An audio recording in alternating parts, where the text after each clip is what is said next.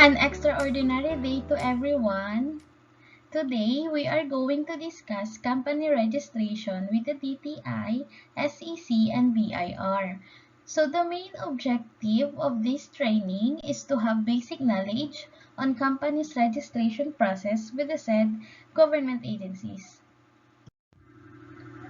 Business registration process starts with the name registration.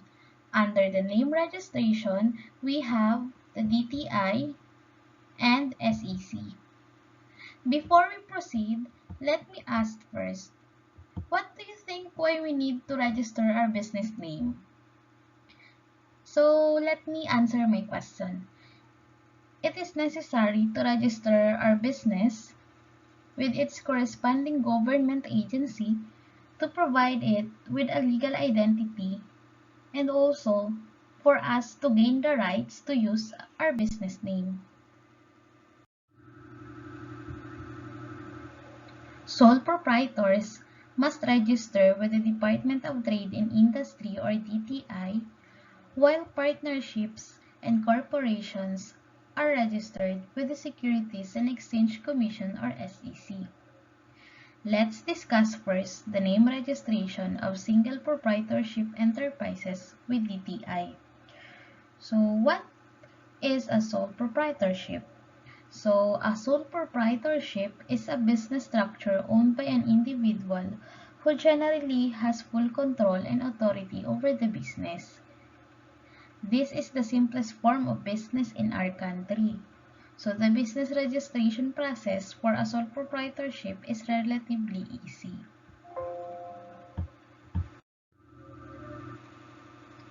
Here are the basic information that we should know in registering business with the DTI.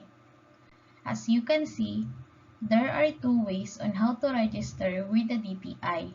First is the over-the-counter and the second is online filing. For over-the-counter, the registration can be done at any DTI field office. It is easy to apply new business registration because you will be prioritized. There are personnel who were ready to assist applicants there. For online filing naman, you can register anywhere as long as you have internet connection. We have here the Business Name Registration System website and the Philippine Business Hub website. You might wonder why there are two websites here. So the DTI and other government agencies like SEC and BIR are partners of the Philippine Business Hub. This is for easier online business transactions like the registration. So aside from the BNRS website of the DTI, you can register also on the Philippine Business Hub. So the difference between the BNRS and the PH Business Hub is that PH Business Hub is a one-stop business registration wherein on this website, you can already register your business to other government agencies. Next is the minimum requirements. Here are the minimum requirements for business name registration of single proprietorships. First is the proposed business name. So there should be at least three options in order of priority of business name because there will be a verification of the proposed business name if it is already registered or reserved by someone. For example, your first option is rejected, you have still two options left. So, aside from the verification of the proposed business name, the DTI will also evaluate it. So, the proposed business name must not use terms and words that are unlawful or scandalous because it will be rejected. So, for example, boobs massage spa. This is not accepted as business name because of the word boobs. For more detailed information about this one, there are terms and conditions under the revised implementing rules and regulations of Republic Act 3883 as amended, otherwise known as the Business Name Law, that can be accessed on the BNRS DTI website. Next is the territorial scope of business. So, territorial scope refers to the extent of the geographical area within which the pertinent business may locate its offices, stores, shops, branches, manufacturing or processing plants, or other business structures, or where the pertinent business name may be used without prejudice to engaging in business elsewhere. So this territorial scope is not to be considered as the geographical limit in which to transact business. Territorial scope can be barangay, city or municipality, regional or national. So we will discuss further territorial scope of business on the next slides. Next is the registration fee. As for registration fees, it will be based on the chosen territorial scope. For barangay, we have 200 pesos. For city or municipality, 500 pesos. For regional, 1,000 pesos. And for national, it is 2,000 pesos. So all of these registration fees are subject to an additional 30 pesos documentary stamp tax. Let's have an example for territorial scope. For example, I register my business with a business name Juanita's Bake Shop. I choose city or municipality. That's 500 pesos as my business territorial scope. So what does it mean? So it means that business name Juanita's Bake Shop is my legal identity and I have the right to use it as my business name on our city or municipality, for example, Naga City. So the question is it possible that other sole proprietors with territorial scope of city or municipality can use or register Juanita's Bake Shop as their business name on the same city or municipality? Take note within Naga City also. So the answer is no. My business name is secured within the territorial scope I chose. How about if the sole proprietor choose territorial scope national, that's 2,000 pesos registration fee, and wants to use Juanita's Bake Shop as their business name, for example, in Pampanga City? So is it possible? Definitely yes, because the scope of my business name is within Naga City only. So does territorial scope limit my business transactions? The answer is no. My products or bread can be transacted or sold outside Naga City also. So I hope this is clear to everyone. Last is the issued document. So after completing the requirements and pay the registration fee, here is the document that will be issued by the DTI for single proprietorships. So this is called Certificate of Business Name Registration. So this is valid for 5 years from the date of registration. We have here a sample copy. So ABC Clothing Shop is the business name. So the territorial scope is city or municipality. So the owner of the business was Ana Bailon Cano. So this is valid from February 9, 2022 to February 9, 2027. So 5 years. So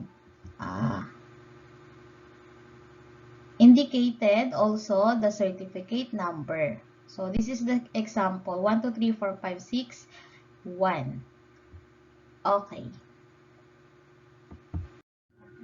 Next is the name registration of partnerships and corporations with SEC.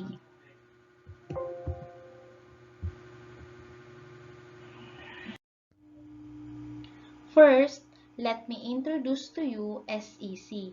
So, SEC is the government agency responsible for the registration and supervision of all corporations and partnerships organized in the Philippines. So, what is partnerships? So, partnership is an unincorporated business structure that two or more parties form and own together. So these parties, called partners, may be individuals, corporations, other partnerships, or other legal entities. Next is corporation. So what is corporation? A corporation is a business entity that is owned by its shareholders who elect a board of directors to oversee the organization's activities. So here are the types of partnerships and corporations that can register with the SEC. So under partnerships, we have general partnership,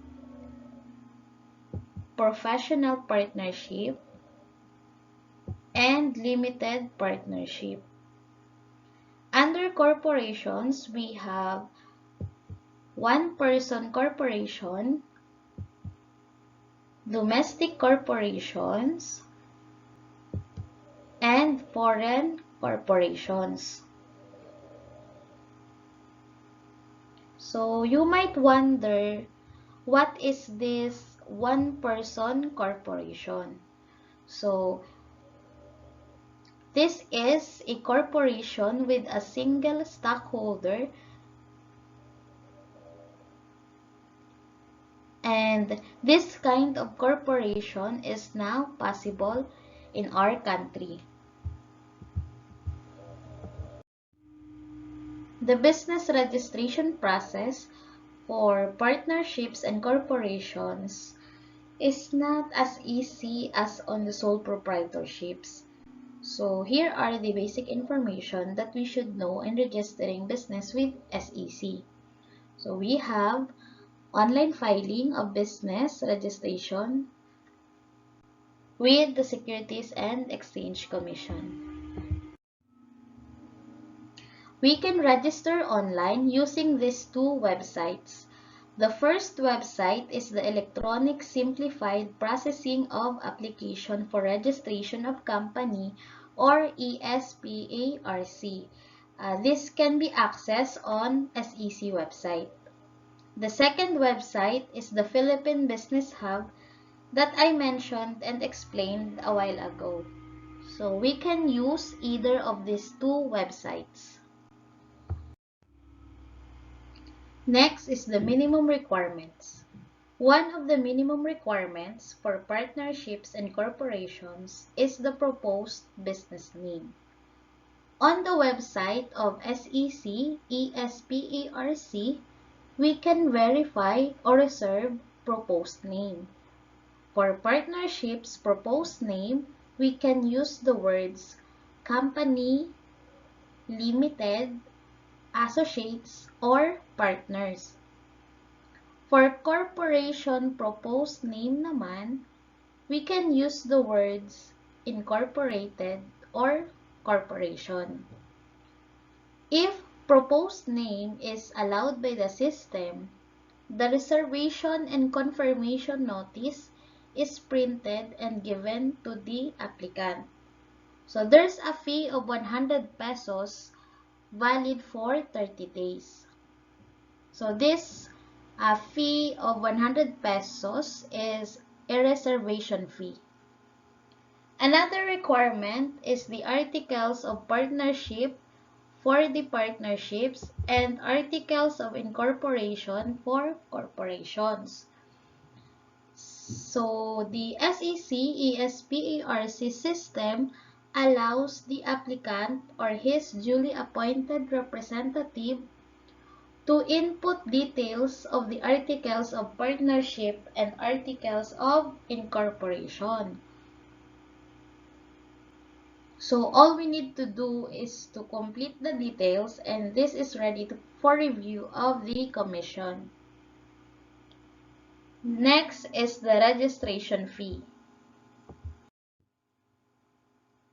Registration fees for partnerships and corporations will be based on capital contributions. So we have here registration calculator that will help know the approximate registration fee. For filing fee, this is 1/5 of 1% of the authorized capital stock or the subscription price of the subscribed capital stock, whichever is higher, but not less than 2,000 pesos.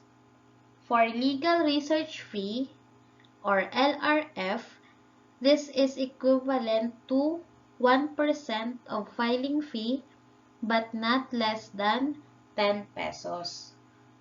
So this registration calculator can be accessed on the SEC website. So for registration fee for articles of incorporation and bylaws of a non-stock corporation is 2,020 pesos. So we have here a sample calculation. So the input authorized capital stock is 2 million pesos. The filing fee is 4,000. The legal research fee is 40 pesos. And the bylaws is 1,010 pesos. So the approximate registration fee is 5,050 pesos.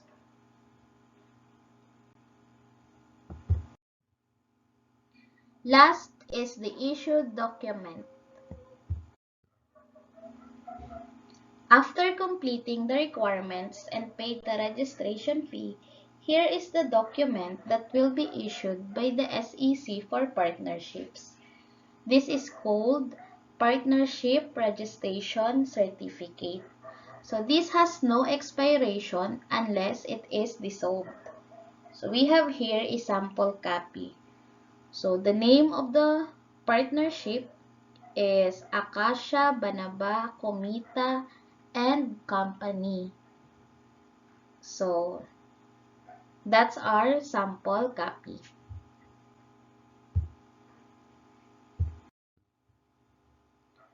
Again, after completing the requirements and paid the registration fee, here is the document that will be issued by the SEC for corporations.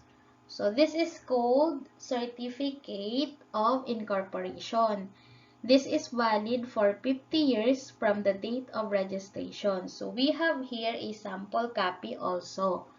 So the name of the corporation is ABC Corporation.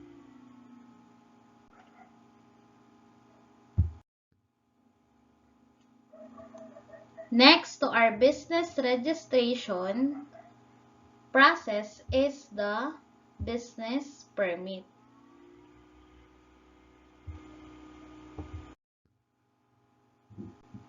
All types of business entities are required to be registered with the local government units or LGU. Before we proceed again, let me ask first, what do you think why we need to register our business to LGU?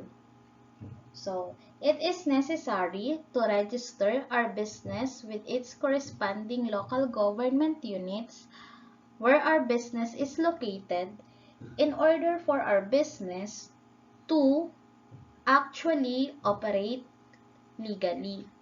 So, meaning to say, having a business permit, our business has license to operate, and it only shows that our business has full compliance with the city ordinances where our business is registered.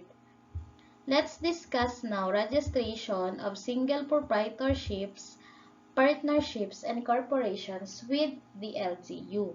So here are the basic information that we should know in registering business with the LGU. Ways on registering with LGU. So we have here over the counter. So the registration must be done at respective local government unit. So here we need to apply in person. Next is the minimum requirements. Here are the minimum requirements for business registration. So number 1 is the applicable business registration document. For sole proprietorships, we have Certificate of Business Name Registration. For partnerships, we have Partnership Registration Certificate. And for corporations, we have Articles of Incorporation. Number 2 requirement is the Barangay Business Clearance. So next are the other certificates and permits. These are the Fire Safety Inspection Certificate, Sanitary Permit, Building Permit, Certificate of Occupancy, and Locational Clearance. Next is the registration fee. As to registration fees with the LGU, it will depend on capital contributions and respective LGU. Last is the issued document. After completing the requirements and paid the corresponding fees, here is the document that will be issued by LGU. So this is called business permit. So this is valid for 1 year from the date of registration.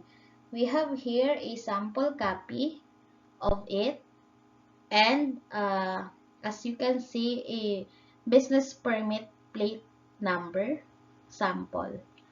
So both of these should be displayed where the business is located. Last to our illustration is the mandatory registration with the BIR. All types of business entities are required to be registered with the Bureau of Internal Revenue or BIR. So, what is BIR? The BIR is the national government regulatory agency that regulates finance, taxation, and monetary policy in the Philippines. It collects internal revenue taxes, fees and charges, and enforces all forfeitures, penalties, and fines connected with the tax matters for the Philippine government. So before we proceed again, let me ask first, what do you think why we need to register our business to BIR? So registering our business with the BIR gives us the authority to print our official receipts and invoices. Register the books of accounts that will serve as official record of our business transactions, and also know the types of taxes that are applicable to our business. Let's discuss now registration of single proprietorships, partnerships, and corporations with the BIR. So here are the basic information that we should know. We can register over the counter and online filing. So for over the counter, registration can be done at concerned revenue district office. For online filing, we have these two websites. So the first website is the New Business Registration Portal or New Biz Reg that can be accessed on BIR website. This is an alternative option in submitting application for registration of business to the Bureau. So the taxpayer or applicant shall prepare all scanned copy of required documents to be attached and to be submitted via email through this portal to the concerned RDO. The second website is the Philippine Business Hub that I mentioned and explained a while ago. So we can use either of these two websites when registering online. Next is the minimum requirements. So the first requirement is to accomplish the applicable application form. For self-employed, professionals, and mixed income earners, this is BIR Form 1901. For partnerships and corporations, the application form is the BIR Form 1903. Next requirement is the applicable business registration certificate. DTI certificate for sole proprietorships and SEC certificate for partnerships and corporations. Next is the valid ID for self-employed, professionals, and mixed income earners. Articles of partnerships for partnerships and articles of incorporation for corporations. For valid ID, this is any identification issued by an authorized government body. Example, birth certificate, passport, and driver's license.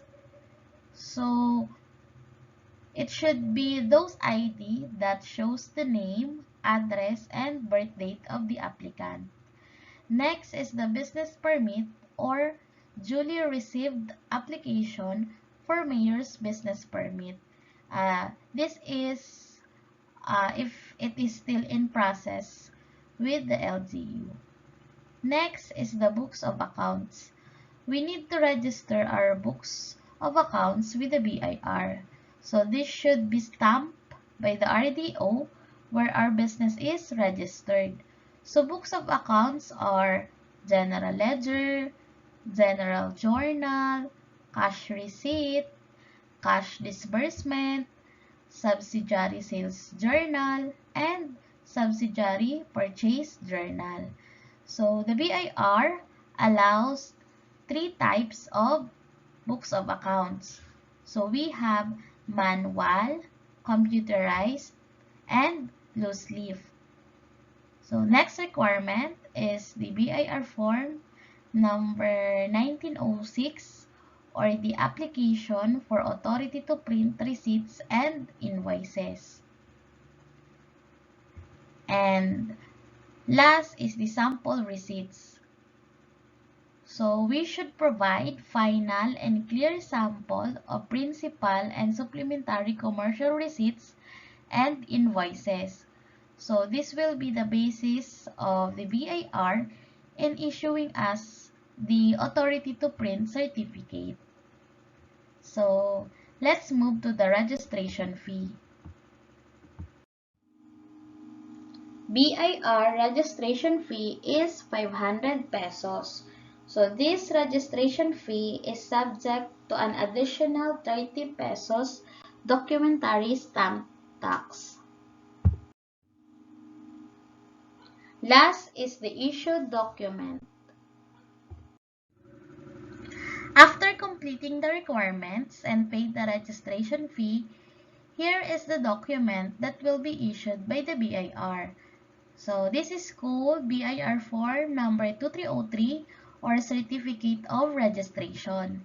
So this is valid for 1 year from the date of registration. We have here a sample copy. So we can find here the RDO number of our business, the TIN, taxpayer's name, date of our TIN given, business address, the tax types, wherein we will see the type of taxes or forms that we need to file or submit.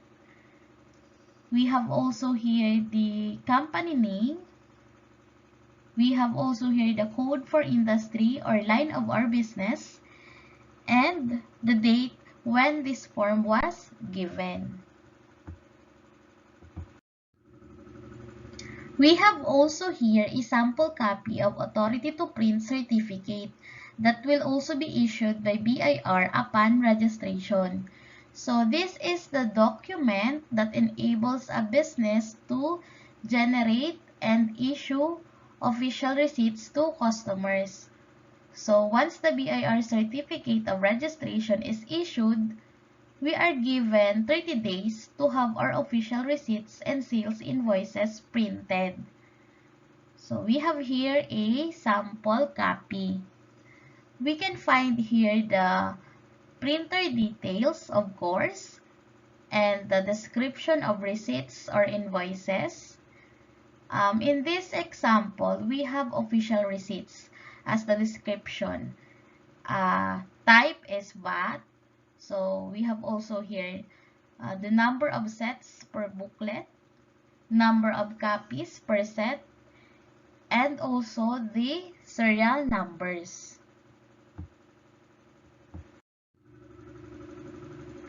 An ask for receipt notice or ARN will be issued together with the BIR certificate of registration, and we must post both documents in our business establishment. So we have here a sample copy. The name of the business is ABC Car Wash Services. So that's our sample.